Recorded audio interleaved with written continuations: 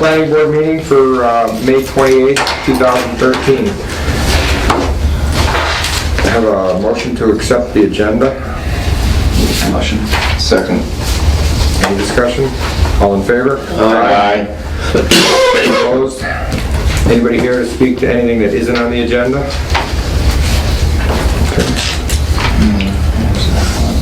Minutes from April 9th and May 14th meetings. Do you want to do these separately or together? Just on the off chance that anyone didn't get some of these minutes for May 14th, where I sent them and then resent them immediately after, I printed some extras. I don't know if you need them or not. Just something to write out. There was also a sending of the minutes from April 24th that didn't exist. I hope you ignored that. So April 9th, I'll make a motion to accept the minutes for April 9th. Second. all in favor? Aye. Opposed? And May 14th. I'll make a motion to accept May 14th minutes. Second. Sorry. It's okay. You guys are like bookends. All in favor? Aye. Opposed? In order to keep that as one line item, I'm going to reverse so that he motions for both and you second both. Otherwise, I have to continue one. Okay. If that's better for you, It is. it'll be fine. A&R. We have one A&R. Jessica, do you want to speak to this, or do you? I'm going to turn it to Jim Gracia, who's our city engineer. Thank you, gentlemen.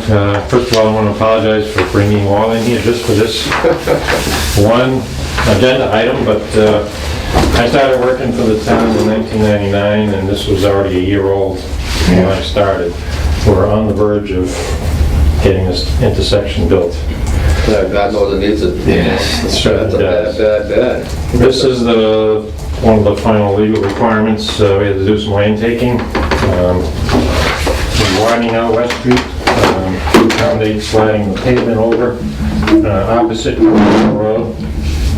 And we're rounding off a little corner on this corner to make the turning radius a little wider. There's a bunch of easements on this plan as well.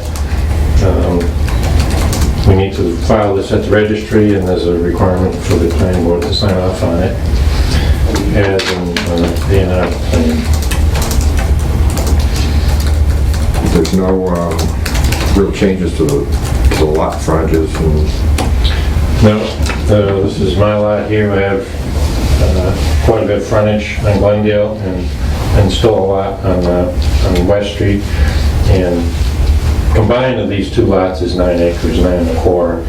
I forget how the breakdown is. It's like That's 5 and 4, something like that. So there's plenty of area and sufficient frontage.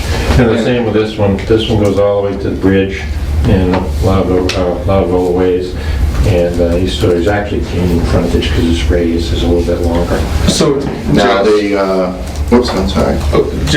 so when there's a taking like this, I mean, we're obviously not evaluating the property that's being taken as its own lot, right? That's all going, so we just evaluate the remaining It's all going for the lots? infrastructure project, so they're Right, taking right. it for the enhancement of the intersection. Right, so it's just the remaining private. There was a city property council owners. vote Right. for the compensation already, so it's already gone through the city council process, it's already gone through DOT and so this is sort of the last final step in order to get the project out to bid.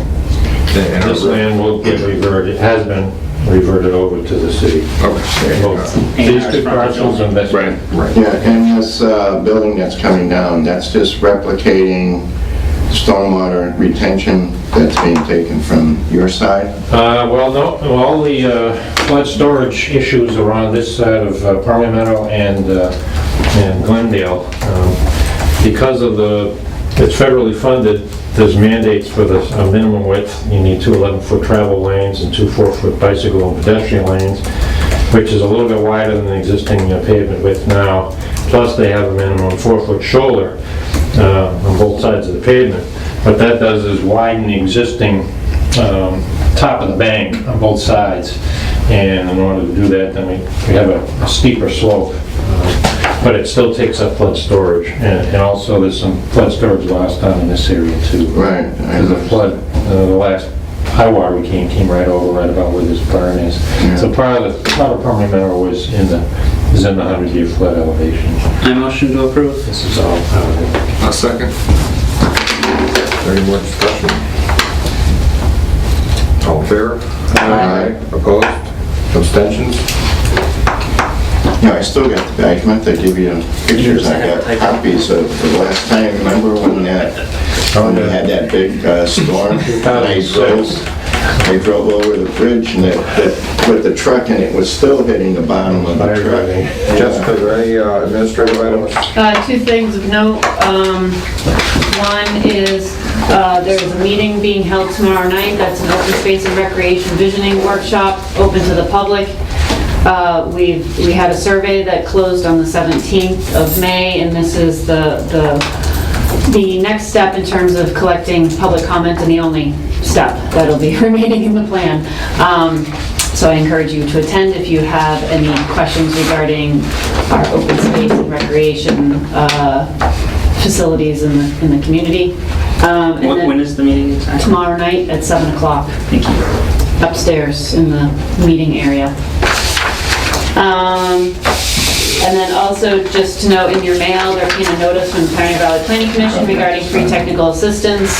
And there's information, there's a community checklist that was developed and is outdated, but needs to get updated. But essentially, it goes through a list of the things that they work on and the different ordinances that they encourage communities to try to adopt. And those that are starred are the ones that they believe that Easthampton could be moving forward on. So I just ask for you to review the information, and if you have any questions or you'd like to take advantage of the free technical assistance, we can put something together.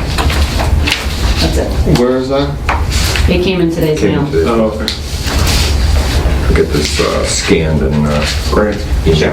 Email to all of us. Any other business before the board?